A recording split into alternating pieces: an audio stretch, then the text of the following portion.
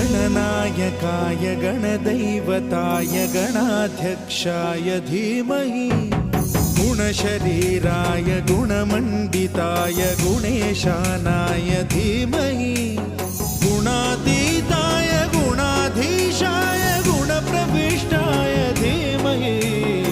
एकदन्ताय वक्रतुण्डाय गौरीतनयाय धीमहि गजेशानाय भालचन्द्राय श्रीगणेशाय धीमहि